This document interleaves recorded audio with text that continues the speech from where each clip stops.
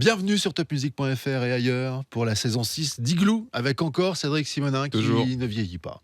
C'est marrant. Les saisons passent et vous êtes le même. J'ai regardé récemment les premières émissions qu'on peut retrouver sur YouTube, sur le site internet Igloo en air. Ouais. Vous bougez pas quoi. C'est fou. Hein. La chirurgie esthétique, ça fait des miracles. Aujourd'hui, on va recevoir quelqu'un qu'on reçoit régulièrement, mais là, on l'a pas vu depuis un bail. Parce qu'on va parler du bail commercial. C'est maître Antonia Calderoli-Lotz, notaire associé au cabinet Notariat à Mundolsheim. Antonia, maître, bonjour. Bonjour. Vous avez bien travaillé. Hein. J'ai vu le conducteur de l'émission, on est là jusqu'à demain matin. Donc Cédric, allons-y, ne perdons pas un instant. Grosse émission. Alors, c'est une grosse demande qu'on a eu sur les réseaux sociaux de travailler sur le bail commercial. Pas le sujet forcément le plus passionnant, sauf pour les gens qui sont intéressés par le sujet. Donc, on va le traiter sans Les plus autres sont tarder. partis de toute façon. Hein, ils sont pas là. Ils sont pas là. Ouais. Voilà. Ceux qui sont intéressés par le bail commercial, soyez les bienvenus. Les autres, à bientôt. Et vous avez intérêt à écouter jusqu'à la fin de l'émission. On a plein de choses très intéressantes, des trucs et astuces pour éviter de faire des bêtises. Maître, est-ce qu'on peut commencer par donner une définition de ce que le bail commercial ? Alors, le bail commercial, c'est un contrat de location qui va lier un commerçant, un artisan ou un industriel qui va exploiter une entreprise dans un local qui est mis à disposition par le bailleur, le propriétaire des lieux. Donc, l'obligation du bailleur, c'est mettre à disposition les locaux et l'obligation, en contrepartie du locataire, c'est de payer un loyer. Bon. Est-ce que le bail commercial est obligatoire déjà ? Alors effectivement, le statut des baux commerciaux est impératif, il s'impose, donc c'est le code de commerce, quand on remplit 4 critères, c'est-à-dire que c'est une location, que ça concerne un commerçant, un artisan ou un industriel, que l'exploitation consiste en un fonds de commerce ou une entreprise, et que le locataire est immatriculé au registre des commerces et des sociétés ou au RNE, registre national des entreprises. Alors, est-ce qu'on peut le faire à l'ancienne, on se tape dans la main et on check, ou est-ce qu'il faut quelque chose d'écrit et de bien structuré ? Non, hélas, on peut se taper dans la main et checker, donc ça s'appelle un bail verbal, mais c'est pas une bonne idée. Il faut un C'est écrit, surtout le début des emmerdes. Oui, c'est ça. Non, c'est vraiment un déconseillé. Il faut un bail écrit pour une question de preuve évidente et puis pour bien fixer les conditions du bail, c'est plus sage. Ok. Alors, si je veux bien faire les choses, est-ce que je suis obligé ? Est-ce qu'il vaut mieux passer par un notaire ? Alors, j'imagine que vous n'allez pas me dire non. Mais est-ce qu'on est obligé de supporter encore un notaire pour cet acte-là ? Alors, il faut passer par un professionnel, parce que le bail commercial, on va le voir, c'est compliqué. Après, l'intérêt du notaire, c'est que le notaire, il reçoit des actes authentiques, des actes notariés. Le reste des actes, c'est des actes sous seing privé. Et l'acte authentique, il va conférer la force exécutoire à l'acte. Il a la même valeur qu'une décision de justice. Et donc, quand vous avez un locataire qui est mauvais payeur et que vous voulez récupérer vos loyers, vous n'avez pas besoin de demander une décision de justice avec l'acte notarié. Vous pouvez directement aller voir un commissaire de justice, anciennement huissier de justice, pour saisir les comptes ou saisir le matériel, le stock du locataire qui a des impayés. Avec l'acte sous seing privé, vous êtes obligé de demander une décision de justice. Ça va être la même chose si vous voulez, pour l'acte sous seing privé et l'acte notarié, quand on va demander la résolution du bail, il faut aller en justice, ou demander l'expulsion du locataire, il faut aller en justice. Mais l'avantage de l'acte notarié, c'est cette saisie qui va être possible. Après, il est obligatoire aussi dans 2 cas, quand on a un bail de 12 ans et quand on va être sur un bail débit de boissons, restaurant, bar, épicerie, caviste. Voilà. D'accord, je ne savais pas. Est-ce que vous pouvez nous dire quelles sont les informations impératives qui doivent figurer dans un bail commercial ? Est-ce qu'il y a des points de vigilance particuliers ? Alors, il y a pas mal d'informations impératives, donc on ne va pas faire la liste ici. Encore une fois, il faut aller voir un professionnel pour ne pas en oublier, parce que les conséquences de cet oubli, elles sont vraiment embêtantes, puis ça veut dire que les parties peuvent demander la résolution du bail. Et demander la résolution du bail par le bailleur ou par le locataire, ça veut dire qu'on est en l'air. Donc, il y a des mentions impératives et il faut veiller à les mettre bien dans le bail. Donnez-en peut-être quelques-unes. La durée, Alors, de toute la façon. durée minimale, le droit au renouvellement, la révision du loyer et les modalités de congé, ce genre de choses. Ok, et puis ce sont des points qu'on va voir juste Oui. après. Hein. Le choix de l'activité du fonds de commerce est extrêmement importante. Est-ce que ça doit obligatoirement figurer dans le bail ? Et si maintenant je me dis peut-être que je vais changer d'activité en cours de bail, est-ce Est-ce que j'ai une porte de sortie? Comment ça se passe? Alors effectivement, l'activité, elle doit être définie au moment de la signature du bail commercial. Elle doit être définie dans le bail commercial, donc ça nécessite une petite discussion entre bailleur et preneur. Et comme vous le disiez, on peut changer d'avis. On peut vouloir soit changer complètement d'activité, soit avoir envie d'adjoindre une autre activité. Alors c'est pas la même procédure quand on veut adjoindre une activité connexe ou complémentaire. On parle de déspécialisation partielle. Ça va être la salle de sport qui veut, par exemple, vendre des produits de nutrition ou avoir un coach personnel. Et puis ça va être le coiffeur qui veut mettre une manucure en place. Voilà. Donc ça, c'est des activités complémentaires connexes. Le bailleur, il ne peut pas s'y opposer. Simple notification suffit au bailleur. En revanche, le changement d'activité complet, ça nécessite une déspécialisation totale. Et donc là, il y a une procédure à mettre en place et le bailleur, il peut s'y opposer. Il peut dire non, il faut demander son autorisation, donc il peut s'y opposer. Alors, il ne peut pas s'y opposer de mauvaise foi, mais il peut dire, voilà, le standing de l'immeuble, il ne permet pas de ce type d'activité. Le règlement de copropriété de l'immeuble interdit tout simplement les restaurants, donc je n'ai pas le droit. Ou, moi, dans mon ensemble immobilier, j'ai signé avec un opticien et je me suis engagée au terme de ce bail à ne pas mettre d'autres opticiens. Donc, je suis désolée, l'activité, elle n'est pas possible. Et là, il a le droit de s'y opposer. D'où l'importance de bien négocier en amont. Alors, l'idéal pour le locataire, c'est une destination tout commerce. Je fais ce que je veux. Mais bon, ça, c'est... Ça se signe, ça? Oui, ça se signe. Après, c'est compliqué quand même à négocier, mais ça arrive. Ça arrive. Le bailleur... il peut dire tout commerce. Allez. Mais alors, en général, il met quand même des limites. Ouais, quand même. Ouais. Ça dépend du lieu aussi. Exactement. Est-ce qu'on peut parler de la durée? Pourtant, l'odeur du doner kebab, c'est bien, c'est sympa. Pour changer d'activité. Ça dépend du lieu. Ça dépend du lieu, exactement. On peut parler de la durée du bail commercial? Alors, le bail commercial, il a une durée minimum de 9 ans. Ça ne peut pas être inférieur, mais ça peut être supérieur. Et ce qui est sûr, c'est que ça ne doit pas être indéterminé. Il faut déterminer cette durée. À la fin du bail, là, si je comprends bien, au bout de 9 ans, si les parties souhaitent continuer la location, comment ça se passe? Alors, le locataire a un droit au renouvellement de ce bail. C'est d'ordre public, on ne peut pas déroger à cette règle. Et donc, ça va être la partie la plus diligente qui va décider, donc bailleur ou preneur, de demander le renouvellement du bail. À défaut de demande de renouvellement, on tombe dans un bail qui va être automatiquement prolongé. Donc, les parties font rien, elles s'endorment, elles continuent. Et donc, on a un bail qui est tacitement prolongé. Mais combien de temps? 9 ans? Alors, durée indéterminée. Donc, on vient au problème de la durée indéterminée. Et c'est là que c'est embêtant parce qu'on est dans une insécurité juridique puisque les deux parties peuvent demander la résiliation, la résolution du bail quand elles veulent. Donc ça, c'est une partie pas bien. Après, le renouvellement du bail il peut être demandé soit par le locataire, soit par le bailleur. Et ça ne se suit pas forcément d'une signature d'un nouveau bail. Et là, on est dans une tacite reconduction. Et donc, les conditions de l'ancien bail restent et la durée de l'ancien bail continue.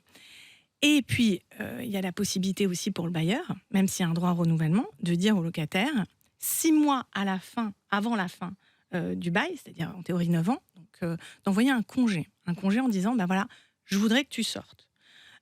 Mais ce congé, il va être donné avec une indemnité d'éviction. C'est-à-dire que le bailleur, il ne peut pas demander au locataire de sortir sans lui verser une indemnité équivalente au préjudice que va subir le commerçant. Cette indemnité d'éviction, elle va être calculée en fonction, ça va être un pourcentage du chiffre d'affaires du commerçant. Ça peut être aussi en fonction des frais de déménagement, des frais pour retrouver un nouveau local, un agent immobilier, des frais de différence de loyer. Et cette indemnité d'éviction, elle est faite pour protéger justement le locataire. Et c'est pour ça, à ce moment-là, qu'on parle de propriété commerciale, parce que le bail commercial, il a cet intérêt d'être très protecteur pour le locataire, par sa durée et par cette indemnité d'éviction. Et ça, c'est une négociation, c'est une négociation entre les parties, là. C'est pas quelque chose qui est inscrit dans le marbre. Alors, en général, ça termine au tribunal. Et c'est le juge qui fixe l'indemnité d'éviction. Mais effectivement, il peut y avoir un accord conventionnel entre les parties, mais ça ne se passe pas toujours très bien. Ok, non, c'était la même question. C'était la même question. Oh, quel talent. Est-ce que le locataire peut céder son bail à quelqu'un d'autre? Alors, le principe, c'est oui. Il peut céder ce qu'il veut, mais en général, dans le bail, il est prévu qu'il faut l'autorisation du bailleur. Ça, c'est 95% des cas, on prévoit qu'il faut l'autorisation du bailleur. Le locataire, il peut céder son bail à quelqu'un qui ne va pas reprendre son activité, pas à son successeur, et puis il peut céder son fonds de commerce avec un des éléments du fonds de commerce, c'est le droit au bail, donc à son successeur. Dans les deux cas, le bailleur, il peut s'opposer à cette cession, mais il lui faut des arguments pour s'opposer à cette cession. Dans le cas, par exemple, de juste la cession du droit au bail, sans la reprise du fonds de commerce, ça peut être la moralité du repreneur. Par exemple, vous avez un restaurant, puis ça devient un sex shop. Le bailleur, il peut dire non, attendez, là, moi, je veux pas. Ça peut être par rapport toujours. Ça peut être un sex shop de bonne moralité. Pavé de bonnes Je intentions. ne m'aventurerai pas sur ce sujet avec vous. Mais donc, Qui a trouvé cet exemple de sex shop? Ah, c'est pas moi. c'est moi. Quel esprit mal placé. Le repreneur peut aussi apporter des nuisances, ou dans le cadre d'une cession de fonds de commerce, par exemple, le repreneur, il peut avoir une solidité financière douteuse. Et donc, le bailleur, il peut se dire, non, attendez, moi, vous vendez votre fonds de commerce avec quelqu'un qui risque de ne pas me payer. Donc, voilà, il a le droit avec... Prouver ça. Voilà, Ouais. chiffre d'affaires. Ah oui. Il a le droit d'apporter ses arguments pour s'opposer à cette cession. Alors, c'est lors de cette session que l'on parle de pas de porte.